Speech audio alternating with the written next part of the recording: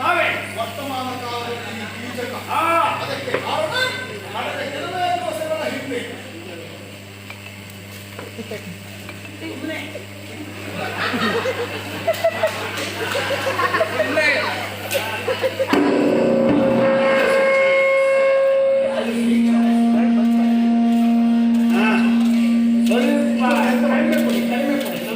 ಹಾಗೆ ನೀವು ದೇವರಂತ ಮನುಷ್ಯ ಏನು ಕೇಳದೆ ಹೋದ್ರು ನಮ್ಮ ನೋಡ್ಕೊಂಡು ಸುಮ್ಮನೆ ಕೂತಿದ್ರಲ್ಲ.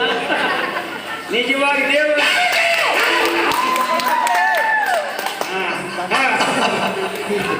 ವಿಷಯ ಒಡೆಯ. ಅದಕ್ಕೆ ಕಾರಣ ಕಳೆದ ಕೆಲವು ದಿವಸಗಳ ಹಿಂದೆ ನಾವು ಕೈಗೊಂಡಿರುವಂತಹ ಸಭೆಯ ದಿಗ್ವಿಜಯ. ಮಂಡವಾದಿಪುರ ಮಂಡೆಯನ್ನ ಮೆಟ್ಟಿ ಕಪ್ಪಕಾಣಿಕೆಗಳನ್ನು ಪಡೆದಿದ್ದೇವೆ.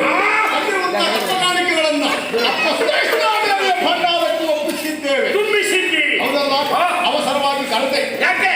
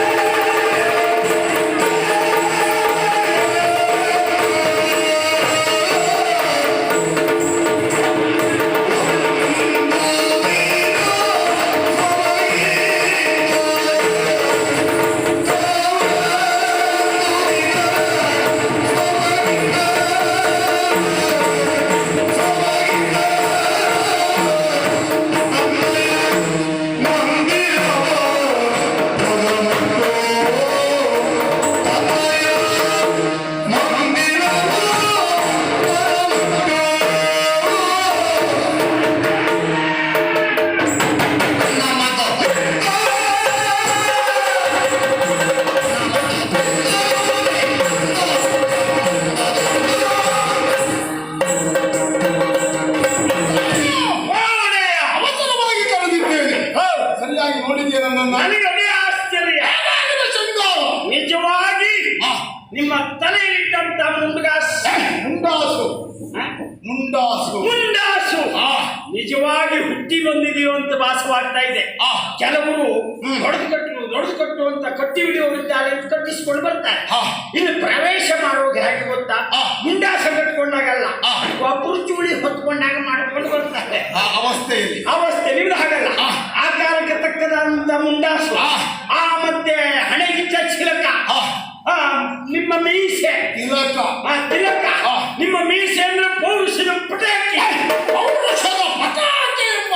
ಸತ್ಯ ಹೇಳಬೇಕು ಅಂದ್ರೆ ಈಗ ಹುಟ್ಟಿದ ಮೀಸೆ ಇದ್ದಾಗ ಅದು ಹುಟ್ಟಿದ ಮೀಸೆ ಅಲ್ಲ, ಹುಟ್ಟಿದ್ದೆ ಅದು ತಿದ್ದಿ ಹಾಕಿ ಕಾಣ್ತದೆ. ಅಯ್ಯೋ, ನೀವು ಹಾಕೊಂಡು ಬಂಗಾರ ಎದೆಯಾರ ಮುದುಕಿರ್ತಿ ಇದೆಲ್ಲ ನೋಡಿದ್ರೆ ಬರುವಾಗ ಮಳೆ ಬಿದ್ದು ಎಲ್ಲ ಬಂಗಾರ ಫಳ ಹೊಳೆಯುತ್ತಾ. ನಮ್ಮಲ್ಲಿ ಬಂಗಾರಕ್ಕೆ ಬೆಲೆ ಇಲ್ಲ, ಬೇಕಾದಷ್ಟು ಉಂಟು. ಅದು ಬಿದ್ದದ್ದೆಲ್ಲ ಧೂಳು ಹಿಡ್ಕೊಂಡು ಉಂಟು. ನಿಮ್ಮ ಮೇಲಿದ್ದ ಬಂಗಾರ ಹಾಗಲ್ಲ, ಹೊಳೆತಾ ಇರಲಿಕ್ಕೆ ಕಾರಣ ಗುಡುಗು ಮಿಂಚು ಮಳೆ ಮಧ್ಯದಲ್ಲೇ ನಾವು ಎದ್ಕೊಂಡು ಬಂದಾಗೆ ಅಷ್ಟು ಚಕ ಹೊಳಿತಾ ಉಂಟು. ಪೀತಾಂಬರ ಹೊಡಿಯ ಸುಳ್ಳಲೆ ಶೃಂಗಾರ ಯಾಕೆ? ಕಾರಣ ಇದೆ. ದಿಗ್ವಿಜಯಕ್ಕೆ ಹೋದ ಮೇಲೆ ಅಕ್ಕ ಸುದೇಶ್ನಾದೇವಿಯನ್ನು ನೋಡುವುದಕ್ಕೆ ಅವಕಾಶವೇ ಸಿಗಲಿಲ್ಲ.